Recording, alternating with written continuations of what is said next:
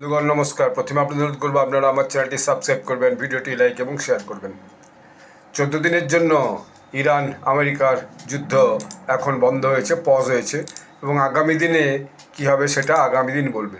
তবে এর মধ্যে আজকে যে খবর, একটা নতুন খবর এসে পৌঁছেছে, সেটা হচ্ছে ইরানের যে ভারতীয় দূতাবাস আছে তারা এই সিজফায়ারের সময়ে ভারতীয় দূতাবাস একটা অ্যাডভাইসারি জারি করেছে।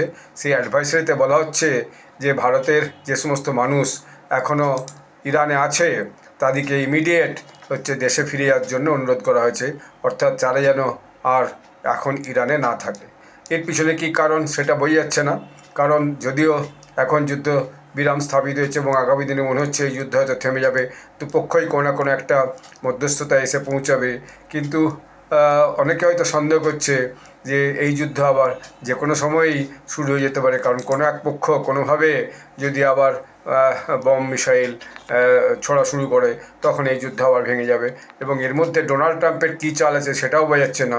ইরানের হয়তো বিশেষ কোনো কিছু করার নেই এই মুহূর্তে, কারণ ইরান যেভাবে ক্ষতি হয়েছে এবং সেখানে যেভাবে তাদের নেতৃত্ব এবং মিলিটারি নেতৃত্ব, রাজনৈতিক নেতৃত্ব মারা গেছে, তারা এখন একটু অসহায় অবস্থাতেই আছে বলা যায়।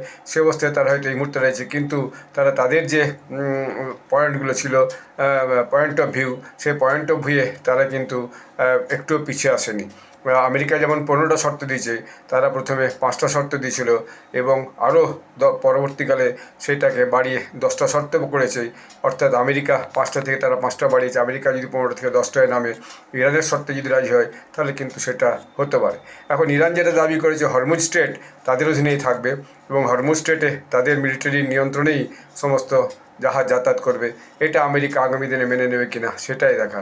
পাকিস্তান যদিও মধ্যস্থতা করার চেষ্টা করছে, কিন্তু এই মধ্যস্থতা করতে যে তাদের লাভ হবে না আগামী দিনে মুখ পুড়বে সেটা আগামী দিনই কথা বলবে, কারণ এইটা খুবই অনিশ্চিত একটা ব্যাপার।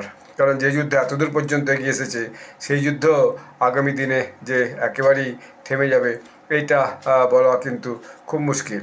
অ্যাডভাইসারিটা ভারতীয় দূতাবাস যেটা জানিয়েছে যে যে কোনো সময় দূতাবাসের যে পরামর্শ হচ্ছে যে কোনো সময় যদি আবার যুদ্ধ শুরু হয় তার থেকে বেটার হচ্ছে আপনাদের এই মুহূর্তে শান্তি অবস্থাতেই আপনাদের দেশে ফিরে যাওয়া উচিত।